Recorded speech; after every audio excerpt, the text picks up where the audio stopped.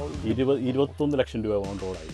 ഇതിന് 21 ലക്ഷമായി on road. Smart ഹൈബ്രിഡിന്റെ ടോപ്പ് വേരിയന്റ്. എന്തുകൊണ്ട് സ്ട്രോങ് ഹൈബ്രിഡിലോട്ട് പോയില്ല? Intelligent hybrid you mean? അതെ. ഇത് ഓട്ടോമാറ്റിക് ആണ്. അപ്പം ഗിയറിന് ട്രാൻസ്മിഷൻ എങ്ങനെ ഫീൽ ചെയ്തു? Gear transmission. അപ്പം ഇതിന് മൈൽഡ് ഹൈബ്രിഡിന് കിട്ടുന്ന മൈലേജ് എത്രയാണ്? ഹ്യുണ്ടായി ക്രെറ്റ യൂസ് ചെയ്തിട്ട് ഗ്രാൻഡ് വിറ്റാറയിലോട്ട് വന്നിട്ട് എന്തൊക്കെ വ്യത്യാസങ്ങൾ ഫീൽ ചെയ്തു? വ്യത്യാസം കുറച്ചുകൂടെ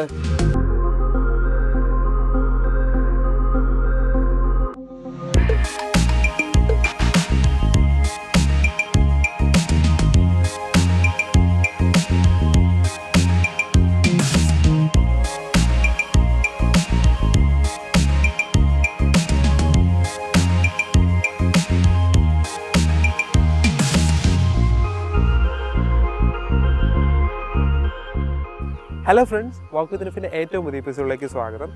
നിങ്ങളിൽ പലരും ആഗ്രഹിച്ച, നിങ്ങൾ കാത്തിരുന്ന ഒരു വാഹനമായിട്ടാണ് നമ്മൾ ഇന്ന് വന്നിരിക്കുന്നത്. മാരുതി സുസുക്കിയുടെ ഗ്രാൻഡ് വിറ്റാറയുമായിട്ടാണ് വന്നിരിക്കുന്നത്. ഗ്രാൻഡ് വിറ്റാറ എന്ന് പറഞ്ഞിട്ട് അതിൻ്റെ ഫ്രണ്ടിൽ ഗ്രില്ലിൻ്റെ മുന്നിൽ എന്തുകൊണ്ട് കരുതിക്കുന്നു നിങ്ങൾ ചോദിക്കരുത്. നമ്മൾ ഇതിൻ്റെ ഒരു യൂസർ എക്സ്പീരിയൻസ്, വിശദമായിട്ടുള്ള യൂസർ എക്സ്പീരിയൻസ് ചോദിച്ച് നമുക്ക് യൂസറിനോട് ചോദിച്ച് മനസ്സിലാക്കാനാണ് വന്നിരിക്കുന്നത്. ഇതിൻ്റെ സ്ട്രോങ് ഹൈബ്രിഡ് വേർഷനല്ല നമ്മൾ കൊണ്ടുവന്നത്. അതായത് നമ്മൾ ടൊയോട്ട ഹൈറൈഡറിൻ്റെ സ്ട്രോങ് ഹൈബ്രിഡിൻ്റെ റിവ്യൂ ചെയ്തിട്ടുണ്ട്. അപ്പം അതുപോലെ തന്നെ സെയിം ആയിരിക്കും ഗ്രാൻഡ് വിറ്റാറയുടെ സ്ട്രോങ് ഹൈബ്രിഡ് നിങ്ങൾക്ക് എല്ലാവർക്കും അറിയാം. അപ്പം അതിൻ്റെ മൈൽഡ് ഹൈബ്രിഡ് കൊണ്ടാണ് നമ്മൾ ഇന്ന് വന്നിരിക്കുന്നത്. അപ്പം സ്ട്രോങ് ഹൈബ്രിഡ് അല്ലാത്ത വാഹനം എടുക്കാൻ ആഗ്രഹിക്കുന്ന കുറേ പേരുണ്ട്. കാരണം ഇതിൻ്റെ ലുക്കും, ഇതിൻ്റെ ഡിസൈനും, ഇതിൻ്റെ ഫീച്ചേഴ്സും എല്ലാം കൊണ്ട് അതിലോട്ട് വരുന്നവരുണ്ട്. അപ്പോൾ അവർക്ക് തീർച്ചയായിട്ടും പ്രയോജനപ്രദമായിരിക്കും ഈ വീഡിയോ. അപ്പോൾ നമുക്ക് ഒത്തിരി ഇൻട്രോ പറഞ്ഞ് നീട്ടാതെ നമുക്ക് ഡയറക്റ്റ് വീഡിയോയിലേക്ക് കിടക്കാം. ഇദ്ദേഹത്തിൻ്റെയാണ് ഈ വാഹനം. സാറിൻ്റെ പേര് ബിനു എന്നാണ്. അദ്ദേഹം ഒരു കോളേജ് അധ്യാപകനാണ്. Hi sir. Sir, grand Vitara എടുത്തിട്ട് ഇപ്പം എത്ര കാലമായിട്ടുണ്ട്? ഒരു മാസം കഴിഞ്ഞുള്ളൂ. ഒരു മാസം കഴിഞ്ഞതേ ഉള്ളൂ. ഓക്കെ. അപ്പം എങ്ങനെയാണ് ഗ്രാൻഡ് വിറ്റാറയിലോട്ട് വരാനുള്ള ഒരു ഇത് തോന്നിയത്? മാരുതി പണ്ട് മുതലേ നമ്മളെ ഓപ്ഷനാണ്. ഓക്കെ. പുതിയതായിട്ടൊരു വണ്ടി ഇറങ്ങിയപ്പോൾ പ്രത്യേകിച്ച് മൈലേജും എല്ലാ കാര്യങ്ങളും നോക്കി, പിന്നെ സ്റ്റൈൽ നോക്കി ഒക്കെയാണ് വണ്ടി ഡിസൈഡ് ചെയ്തത്. ഓക്കെ. പിന്നെ എൻ്റെ മകളാണ് ഇത് ശരിക്കും ഈ വണ്ടി വേണമെന്ന് ആവശ്യപ്പെട്ടത്. ഓക്കെ. അങ്ങനെ എടുത്ത ഒരു തീരുമാനം കൊണ്ടാണ് ഇങ്ങനെ ഇതിലോട്ട് വന്നത്. അപ്പം ഇതെടുത്ത സമയത്ത് വേറെ വണ്ടികൾ, അപ്പം ഈ ഒരു വേരിയന്റിൽ കുറെ വണ്ടികൾ ഉണ്ടല്ലോ. വേറെ വണ്ടികൾ എന്ന് പറഞ്ഞാൽ മാരുതിയുടെ ആളുകളുമായിട്ട് നമുക്ക് വളരെ അടുത്ത കോൺടാക്ട് ഉണ്ടായിരുന്നു. എസ്പെഷ്യലി ഇൻഡസ് മോട്ടോഴ്സുമായിട്ട് വളരെ അടുപ്പമുണ്ടായിരുന്നു. അപ്പം അങ്ങനെ അവരുമായിട്ട് സംസാരിച്ചു. അപ്പോൾ അവർ റെപ്രസെൻറ്റേറ്റീവ് അന്ന് തന്നെ വന്നു, വണ്ടി ബുക്ക് ചെയ്തു. പിന്നെ ഒരു 4 മാസം വെയിറ്റ് ചെയ്ത് വണ്ടി 4 മാസം വെയിറ്റിംഗ് പീരീഡ് ഉണ്ടായിരുന്നു. അപ്പോൾ പറഞ്ഞ സമയത്ത് തന്നെ വണ്ടി ഏകദേശം ഒരു മാസം മുന്നേ എടുക്കണ്ടായിരുന്നു. അപ്പോൾ അതിനിടയ്ക്കാണ് ചെറിയ എന്തോ ഒരു പ്രോബ്ലം കമ്പനിയുമായിട്ട് ബന്ധപ്പെട്ട് വന്നത്. അതുകൊണ്ട് ഒരു മാസം ലേറ്റായി. ഒന്നുകൂടെ ലേറ്റായി. ഓക്കെ. അപ്പോൾ അത്രയും കിട്ടി. അപ്പം വേറെ വണ്ടിയിലോട്ടൊന്നും നോക്കാൻ പോയില്ല? ഇല്ല, വേറെ നോക്കാൻ പോയില്ല. ലുക്കും ഫ്രണ്ടിൽ ലുക്ക് കാണും, ഗ്രില്ല് കാണുമ്പോൾ ഒറ്റയടിക്ക് അട്രാക്റ്റഡ് ആയി കാണുമായിരിക്കും അല്ലേ? തീർച്ചയായിട്ടും. ഓക്കെ. അപ്പം ഇത് ഏത് വേരിയന്റ് ആണ് കറക്റ്റ് പറയുകയാണെങ്കിൽ? ഇത് സ്മാർട്ട് ഹൈബ്രിഡ് 21 ലക്ഷം രൂപ ഓൺ റോഡായി. ഇതിന് 21 ലക്ഷമായി ഓൺ റോഡ്. സ്മാർട്ട് ഹൈബ്രിഡിന്റെ ടോപ്പ് വേരിയന്റ്. ഓക്കെ. അപ്പം ഇതിനും പനോരമിക് സൺറൂഫും കാര്യങ്ങളും എല്ലാം വന്നിട്ടുണ്ട്. അപ്പം എന്തുകൊണ്ട് സ്ട്രോങ് ഹൈബ്രിഡിലോട്ട് പോയില്ല? Intelligent hybrid you mean? അതെ. എന്ന് പറഞ്ഞാൽ നമുക്ക് ഒരു ആവറേജ് 15,000 കിലോമീറ്റേഴ്സ്, 12 to 15 കിലോമീറ്റേഴ്സ് മാത്രമേ ഓടേണ്ട ആവശ്യമുള്ളൂ പെർ ഇയർ. അപ്പോൾ ഇന്ത്യൻ ഹൈബ്രിഡ് ആകുമ്പോൾ അതിന് ഒരു 3 lakhs അഡീഷണൽ കൊടുക്കേണ്ടതായിട്ട് വരും. പിന്നെ അതിൻ്റെ ആവശ്യമുണ്ടെന്ന് തോന്നിയില്ല. ഓക്കെ. അത്രയുടെ ഗ്രാൻഡ് വിറ്റാറൊക്കെ വരുന്നുണ്ടല്ലോ. നമുക്ക് ടൊയോട്ട ഹൈറൈഡർ നോക്കുവാണെങ്കിൽ അതിന് 22 lakhs നമ്മൾ ഈ ഇടയ്ക്ക് ഒരെണ്ണം ചെയ്തിരുന്നു. അതിന്റെ സ്ട്രോങ് ഹൈബ്രിഡ് കിട്ടുന്നുണ്ടായിരുന്നു പറഞ്ഞിട്ട്. അപ്പം ഇതിന് അത്രയും എമൗണ്ട് വരുന്നുണ്ട്? അത്രയും ഇവിടെ വരുന്നുണ്ട്. 20 ആക്ച്വലി വെഹിക്കിൾ പ്രൈസ് 20-75 ആണ് പറഞ്ഞത്. പിന്നെ ആക്സസറീസ് എല്ലാം കൂടെ ചേർത്ത് 21 lakhs. ആക്ച്വലി 20 lakhs 85,000 ആയിട്ടുണ്ട്. അപ്പം എക്സ്ട്രാ ആക്സസറീസിൽ എന്തൊക്കെയാണ്? 360 ഫ്രണ്ട് സെൻസർ. പിന്നെ ടോപ്പ് വേരിയന്റിൽ 360 ഓൾറെഡി ഉണ്ടല്ലോ. 360 ഓൾറെഡി ഉണ്ട്. ഹെഡ് അപ്പ് ഡിസ്പ്ലേ ഉണ്ട്. എത്രയും ഡിസ്റ്റൻസ് ആയിട്ട് വൈഫൊക്കെ ഓടിക്കാൻ വേണ്ടി സെൻസർ ഫിറ്റ് ചെയ്തിട്ടുണ്ട്. അഡീഷണൽ സെൻസർ ഉണ്ട്. പിന്നെ ഇതിന്റെ പ്ലേറ്റ് ഉണ്ട്, അത് ഫിറ്റ് ചെയ്തില്ല. ബാക്കിലും ഫ്രണ്ടിലും പ്ലേറ്റ് ഉണ്ട്, അത് ഫിറ്റ് ചെയ്തിട്ടില്ല, വന്നില്ലായിരുന്നു. പേയ്മെന്റ് കൊടുത്തിട്ടുണ്ട്. പിന്നെ സൈഡില് ഈ സൈഡ് ബീഡിങ്, പിന്നെ മഡ് ഫ്ലാപ്പ്, അങ്ങനെയൊക്കെയുള്ള സാധനങ്ങൾ. അങ്ങനെയുള്ള റെയിൻ ഗാർഡും വെച്ചിട്ടുണ്ടെന്ന് തോന്നുന്നു. റെയിൻ ഗാർഡ് ഉണ്ട്. ഓക്കെ. അപ്പോൾ അതെല്ലാം അങ്ങനെയുള്ള എക്സ്ട്രാ ഫിറ്റിംഗുകളാണ് ചെയ്തത്. അതെല്ലാം കൂടെ കൂട്ടിയാണ് ആ എമൗണ്ട് വന്നത്. അപ്പം അങ്ങനെയാണ് ഗ്രാൻഡ് വിറ്റാറയിലേക്ക് വന്നത്. അപ്പം ഇതെടുത്തിട്ട് യാത്രാസുഖത്തെ പറ്റി യാത്ര ചോദിക്കുകയാണെന്നുണ്ടെങ്കിൽ വളരെ കംഫർട്ടബിൾ ആണ്. റൈഡിങ് കംഫർട്ടാണ്, ഡ്രൈവിംഗ് കംഫർട്ടാണ്, ഓക്കെ, സീറ്റ് വളരെ കംഫർട്ടാണ്. പിന്നെ ഹില്ലി ഏരിയയിൽ പോകാൻ വളരെ നല്ല ഇതാണ്. ഇതുകൊണ്ട് പോയിട്ടുണ്ടോ? വാഗമണിലൊക്കെ പോയിട്ടുണ്ട്. വാഗമണൊക്കെ പോയി. റിസോർട്ട് ഹില്ലിന്റെ മണ്ടേ തന്നെ ആയിരുന്നു കയറി. ഓക്കെ, എങ്ങനെ ഉണ്ടായിരുന്നു? കയറ്റം അടിപൊളിയാണ്. ഓഫ് റോഡ് ഒക്കെ ചെയ്തോ? ഓഫ് റോഡ് ചെയ്തില്ല, കുറച്ചുകൂടെ ഇതാവട്ടെ. ഓഫ് റോഡാണ് ഏകദേശം. അപ്പം അതൊക്കെ ചെയ്തപ്പം നല്ല പെർഫോമൻസ് ആണ് കാഴ്ചവെക്കുന്നുണ്ട്. ഇത് ഓട്ടോമാറ്റിക് ആണ്. അപ്പം ഗിയറിന് ട്രാൻസ്മിഷൻ എങ്ങനെ ഫീൽ ചെയ്തു? ഗിയർ ട്രാൻസ്മിഷന് പ്രശ്നമൊന്നുമില്ല, ഒന്നും അറിയാൻ വയ്യ. നമ്മൾ ആ ടോർക്ക് അനുസരിച്ച് ഓടിച്ചു കഴിഞ്ഞാൽ ഒന്നും അറിയില്ല, യാതൊരു പ്രശ്നമില്ല. നല്ല ട്രാൻസ്മിഷനും കാര്യങ്ങളൊക്കെയാണ്. Okay okay okay. പിന്നീട് അടുത്തതായിട്ട് നമുക്കറിയാനുള്ളത്, ഇപ്പം എല്ലാവരും സ്ട്രോങ് ഹൈബ്രിഡിലോട്ട് പോകുന്നത് അതിൻ്റെ മൈലേജ് ഇൻ്റലിജൻറ്റിലോട്ട് പോകുന്നത് മൈലേജ് ഒക്കെ നോക്കിയിട്ടാണ്. അപ്പം ഇതിന് മൈൽഡ് ഹൈബ്രിഡിന് കിട്ടുന്ന മൈലേജ് എത്രയാണ്? സ്റ്റാർട്ടിങ്ങിൽ ഫസ്റ്റ് സർവീസിന് മുന്നേ നമുക്ക് ആവറേജ് കിട്ടിയ മൈലേജ് എന്ന് പറഞ്ഞാൽ 13 കിലോമീറ്റേഴ്സ് ആയിരുന്നു ആവറേജ് കിട്ടിയത്. ഫസ്റ്റ് വണ്ടി എടുത്ത് നമുക്ക് അതിലെ ഒരു ആദ്യത്തെ ഒരു സ്റ്റാർട്ടിങ് ട്രബിൾ. പിന്നെ വൈഫ് കുറേ ഓടിച്ചു വണ്ടി, അപ്പം അങ്ങനെയൊക്കെ ഉള്ള കറക്റ്റായിട്ടുള്ളൊരു ഇത് കിട്ടിയിട്ടില്ല. ഇപ്പം ആവറേജ് 14 ബിലോ 15 കിട്ടുന്നുണ്ട്. ഇപ്പോൾ ആവറേജ് ആ റേഞ്ചാണ് ഇപ്പോൾ നിലവിൽ കിട്ടുന്നത്. എന്ന് പറഞ്ഞാൽ നമ്മൾ ഈ ചെറിയ ചെറിയ ഷോർട്ട് വഴികളാണ് ഓടുന്നത്, കൂടുതൽ ഓടുന്നത്. എപ്പോഴും ബ്രേക്കിങ്ങും അങ്ങനെയുള്ള സംവിധാനങ്ങളൊക്കെ വേണ്ടി വരും. അപ്പോൾ അതുകൊണ്ട് അറിയാമല്ലോ, കോന്നി ഏരിയയിലാണ് വർക്ക് ചെയ്യുന്നത്. ചെറിയ റോഡുകളാണ് പോകുന്നത്. സ്ട്രെയിറ്റ് റോഡുകളിൽ പോയി കഴിഞ്ഞാൽ പെട്ടെന്ന് മൈലേജ് കൂടും, സെൻസർ കാണിക്കും. എത്ര വരെ കാണിക്കും ഏകദേശം? 15 അബോവ് പോയിട്ടുണ്ട്, 15.6 വരെ പോയിട്ടുണ്ട്. 15.6 ആ ഒരു റേഞ്ചാണ് മാക്സിമം കാണിക്കുന്നത്. അവർ പറയുന്നതെന്ന് പറഞ്ഞു കഴിഞ്ഞാൽ നമ്മളൊരു 10,000 കഴിയുമ്പോഴത്തേക്കാണ് കറക്റ്റ് മൈലേജ് വരുന്നത്.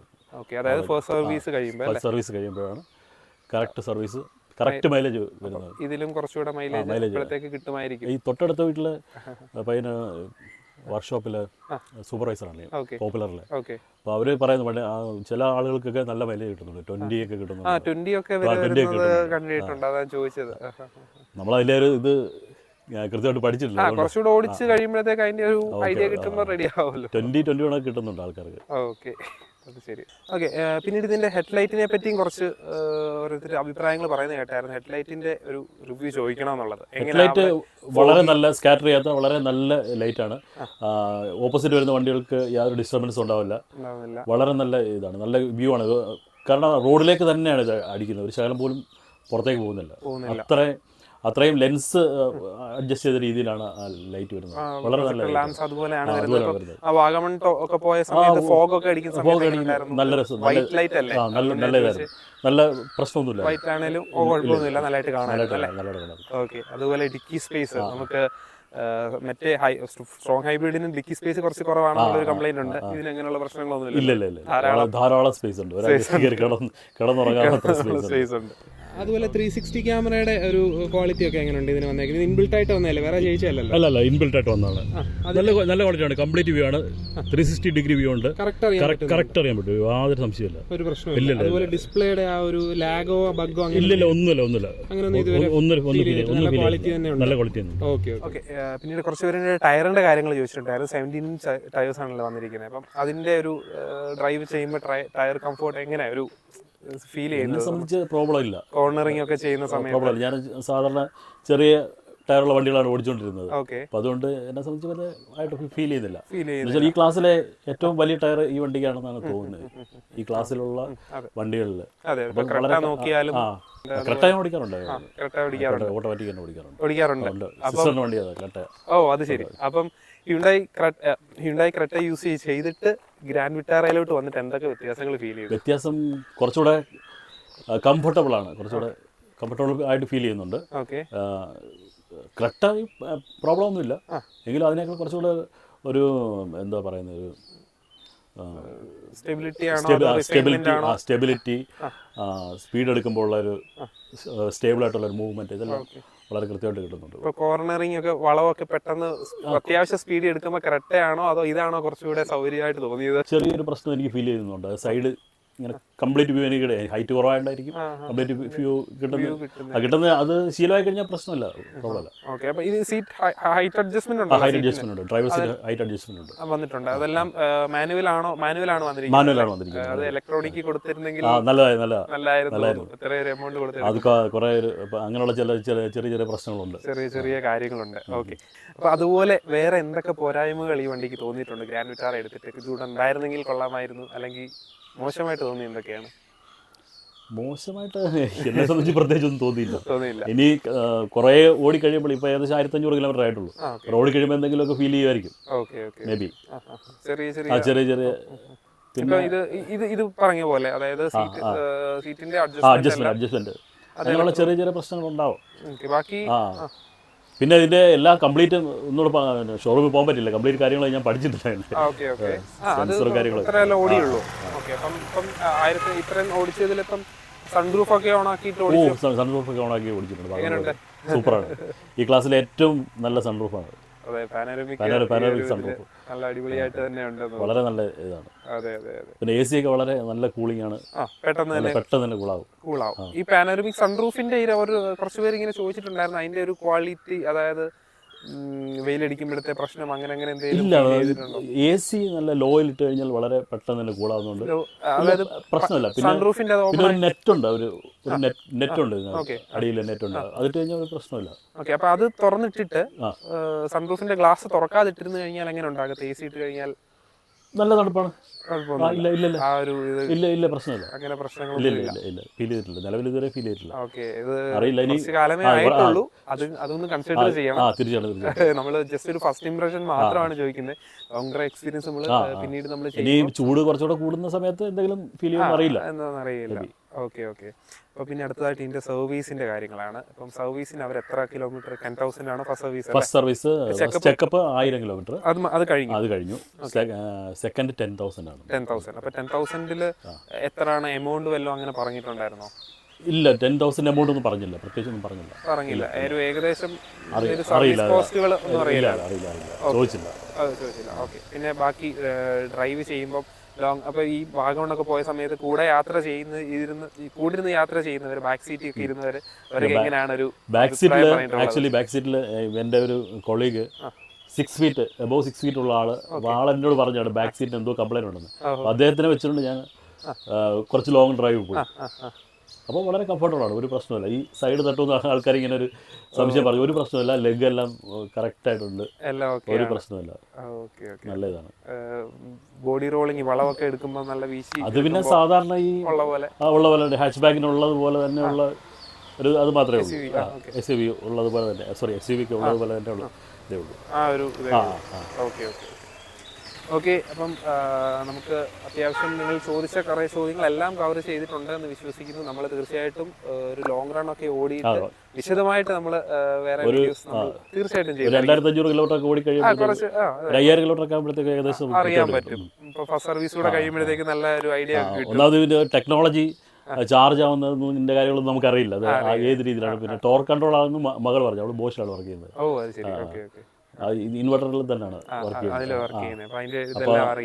അദ്ദേഹത്തിന്റെ സെലക്ഷനാണ് ഈ വണ്ടി എന്ന് പറയുന്നത്. ഇന്റലിജന്റ് ഹൈബ്രിഡ് ടൊയോട്ട ചെയ്യുന്നു, ഇത് മാരുതി തന്നെ ചെയ്യുന്നു. ഇത് മാരുതിക്ക് ഓൾറെഡി എല്ലാ വണ്ടികളിലും അവർക്ക് ഈ ടെക്നോളജി അവർ യൂസ് ചെയ്യുന്നുണ്ട്. ട്രാഫിക്കിലൊക്കെ നിർത്തിയിടുമ്പോൾ തന്നെ ഓഫ് ആകുന്നതും, അതുപോലെ ഒരു ചെറിയൊരു ടോർക്കിന്റെ പുഷ് നമ്മൾ ഓട്ടത്തിൽ കിട്ടുന്നത്, അതൊക്കെ വെച്ചാണ് ബാറ്ററി സെറ്റ് ചെയ്യുന്നുണ്ട്, അത് നമുക്കറിയാതെ ചാർജിങ് കാണിക്കും. അതൊക്കെ വെച്ചാണ് ഇതിന് കുറച്ചുകൂടെ മൈലേജ് കൂടുതൽ കിട്ടുന്നതെന്ന് പറയുന്നത് അല്ലേ? ഓക്കെ, ഏതായാലും നമുക്ക് വഴിയെ കുറച്ചുകൂടെ ഓടിയിട്ട് നമുക്ക് വിശദമായിട്ട് നമുക്ക് അറിയാൻ പറ്റും. Okay, so thank you so much. നമുക്ക് ഫസ്റ്റ് ഇംപ്രഷൻ തരാനായിട്ട് സാധിച്ചു. ഓക്കെ, അപ്പം ഇതാണ് നമ്മുടെ ഗ്രാൻഡ് വിറ്റാരയുടെ ഒരു ഫസ്റ്റ് ഇംപ്രഷൻ, ഒരു യൂസർ എക്സ്പീരിയൻസ്. പൂർണ്ണമായ ഒരു യൂസർ എക്സ്പീരിയൻസ് എന്നല്ല പറയാൻ പറ്റില്ല, കാരണം പുതിയ വണ്ടിയാണ്. 1500 പറയാൻ പറ്റുന്ന കാര്യങ്ങളെല്ലാം അദ്ദേഹം പറഞ്ഞിട്ടുണ്ട്. നമ്മുടെ വീഡിയോ എല്ലാവർക്കും ഇഷ്ടപ്പെട്ടു എന്ന് വിചാരിക്കുന്നു. നമ്മൾ വേറെ വീഡിയോസ്, യൂസർ എക്സ്പീരിയൻസ് വീഡിയോ നമ്മൾ ചെയ്യുന്നതായിരിക്കും. നമ്മുടെ വീഡിയോസ് കാണാനായിട്ട് നമ്മുടെ ചാനൽ സബ്സ്ക്രൈബ് ചെയ്യാൻ മറക്കരുത്. അപ്പോൾ നമ്മൾ പുതിയതായിട്ട് വീണ്ടും വരുന്നതായിരിക്കും. അതുവരേക്കും ഗുഡ് ബൈ.